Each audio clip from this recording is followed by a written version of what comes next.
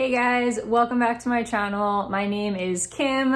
If you're new here, welcome. Thanks so much for stopping by. I hope that you will stick around and hit that subscribe button down below. So today I thought I would do the end of the year book tag.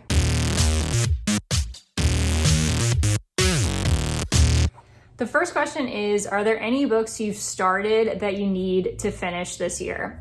So I'm not really the type of person who starts a book and then is in the middle of reading it for months at a time. I'm usually very much a 1 or 2 book kind of person, and I usually try to finish it within the month that I'm in, like the month that I started it. However, this past month when I was in my reading slump, a lot of books got started and weren't finished.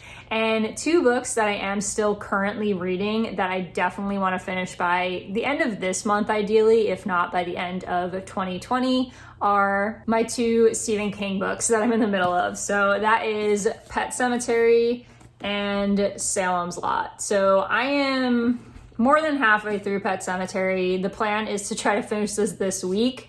I am really enjoying it. I think it's probably going to end up being like 4-star book for me. I can't tell yet because I'm not at the end, but it's been an enjoyable read so far, so I'm going to jump back into this week. And then Salem's Lot, I'm not sure when I'm going to get back into, but I do want to finish it by the end of the year. I'm hoping to finish these 2 and also get one more Stephen King book in by the end of 2020, which will be Misery, most likely. The second question is, do you have an autumnal book to help you transition into the end of the year? I have quite a few autumnal books. So when I think of autumn, I think of spooky, creepy, Halloween-y type books. So like haunted houses, witches, murder, anything that would kind of fall under that spooky or scary category is what I consider to be fall reading. And so I have a couple of books that I have on my TBR that I'm hoping to get to over the next month or so. And those are all of these. So I'll go through them one by one. The first is The Turn of the Screw by Henry James. This is what The Haunting of Bly Manor is based on, I think. I think it's actually based on a couple of Henry James's stories, but I think this is the main inspiration. I actually gave in and just watched the show because I really wanted to watch it and everyone was talking about it and I felt left out. I enjoyed it, didn't think it was as good as Haunting of Hill House, but it was good and I'm still down to read the book. So this is on my list as a haunted house read to hopefully get to in the next couple of months. Then I have Akata Witch, which is actually on my TBR for this month. This is about an albino girl that lives in Nigeria who finds out that she has magical powers and she starts training to be a witch. And there's a serial killer on the loose that she gets involved in tracking down. Sounds really fun. I'm definitely excited to pick this one up soon. Then I have The Babysitter's Coven by Kate Williams, also on my TBR for this month. This is about a group of babysitters that find out that they're actually witches, I believe. It's like one girl has a babysitter's club and she gets involved with this other girl who wants to join her club. They find out that babysitters are actually involved in witchcraft and spells, and it just sounds like a really fun YA read. Definitely spooky, definitely want to get to this soon. Then I have 2 that aren't technically on my November TBR, so these will probably happen in December, but also fall-ish reads.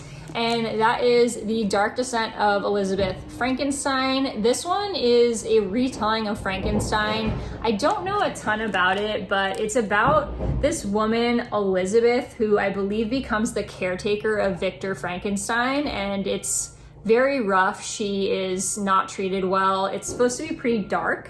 And she basically only stays with him because it's the only escape she has from the life that she would be living. So hoping to get to this one soon. It's not super long and it's YA, so probably try to squeeze this in December. And lastly, for my fall spooky autumnal reads, I have A Discovery of Witches. I got this from the library last month thinking I was going to read it and then hello slump. So that didn't happen. This is also really long. It's like an adult book. It's over 500 pages. The font is Tiny. This is also one that I've had on my TBR for a while. Like, I've wanted to read this for years and I just never got around to it. So hopefully I'll get to this in December, maybe. I have kind of plans to read a bunch of witchy books, so I'll probably squeeze this one in when I read those. The third question is there a new release that you're still waiting for this year? Yes, there are two. The first one is Admission by Julie Buxbaum. This is an author that I've read before and really enjoyed. She wrote the book Tell Me Three Things, which I absolutely loved. Like, 5-star read, read it in like 2 days. It was amazing. That was more of a romance, but this one is, from what I recall, is basically based on the college admissions scandal that happened a few years ago, where a bunch of like people were getting into college not based on their merits. They were faking results and essays and having people like do their admission materials for them. And it was mainly like celebrities and people of high means, I guess you could say. So she wrote this fictionalized version of that college admission scandal, and it's called Admission, and it sounds really interesting. So I'm really looking forward to getting to that one, hopefully, when it comes out.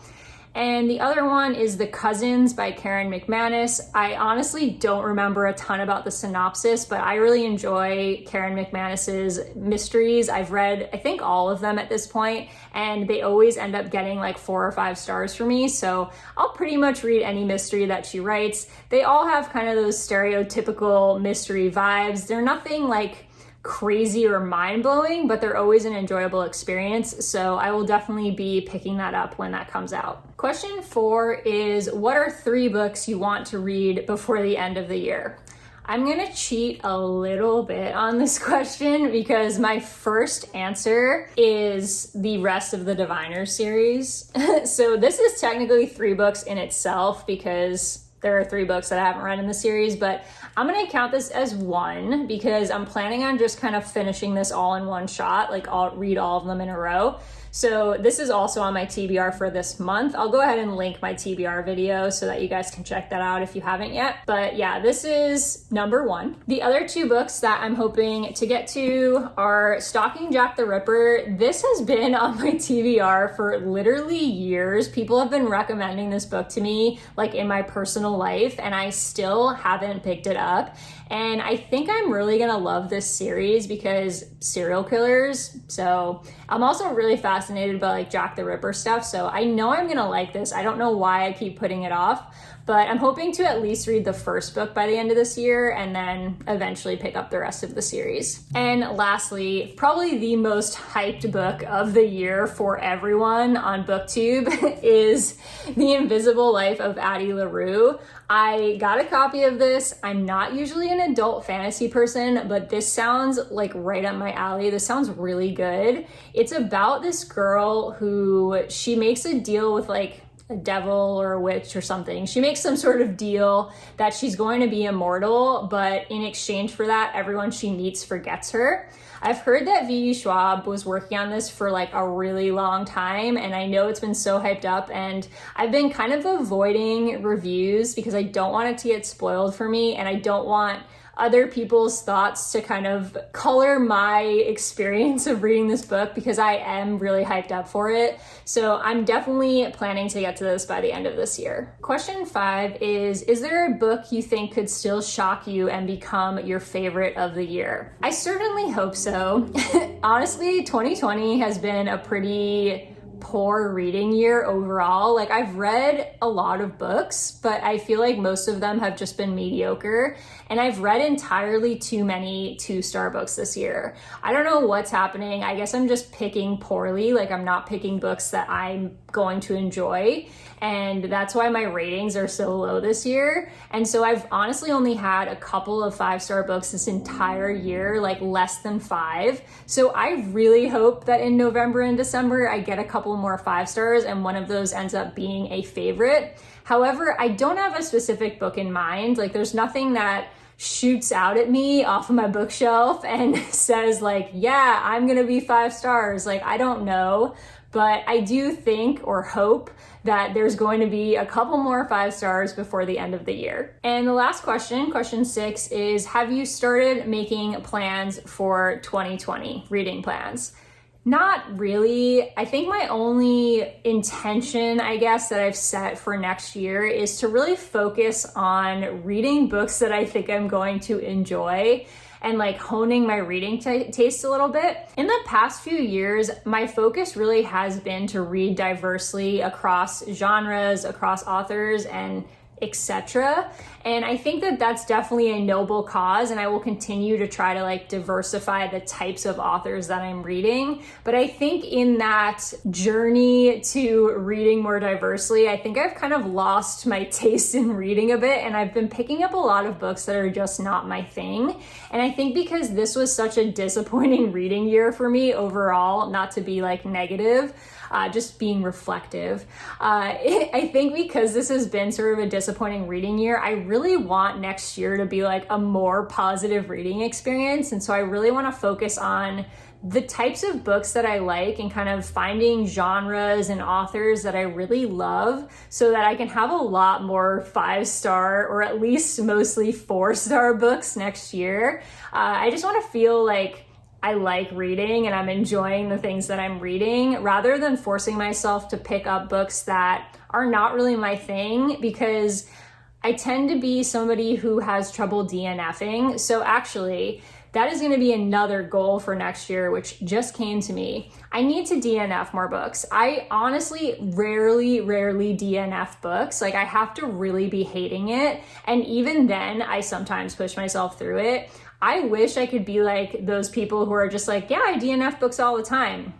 I don't know why I feel such a commitment. Like, once I start a book and I've put time into it, I feel like I have to finish it. Like, I feel like I'm doing it a disservice if I give up on it. But that leads to like a lot of 2-star books or 2.5-star books. And it kind of like makes reading a more negative experience when you're reading a lot of books that you're not really loving. And so I do also, another goal that I have for myself for 2021. Wow, it's already almost 2021. That's really crazy.